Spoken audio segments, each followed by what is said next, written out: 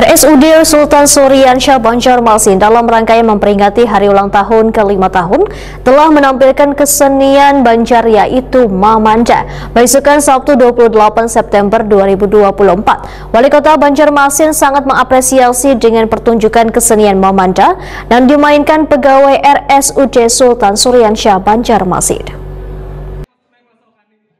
RSUD Sultan Suryansyah Banjarmasin dalam rangkaian memperingati hari ulang tahun ke-5 telah menampilkan kesenian tradisi Banjar yaitu Mamanda besukan Sabtu 28 September 2024.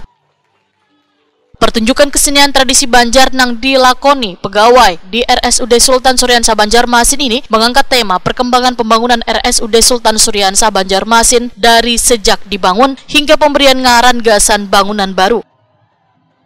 Wali Kota Banjarmasin Ibnu Sina Wahidakwan di Prima TV sangat mengapresiasi dengan pertunjukan kesenian Mamanda yang dimainkan pegawai RSUD Sultan Suryansyah Banjarmasin.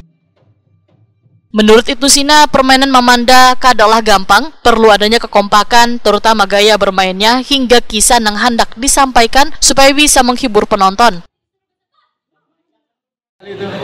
Luar biasa nih karyawan-karyawan Rumah Sakit Suryansyah di bawah arahan Pak Direktur bisa bermain Mamanda, memainkan peran seni budaya Banjar yang sangat menarik untuk ditonton gitu.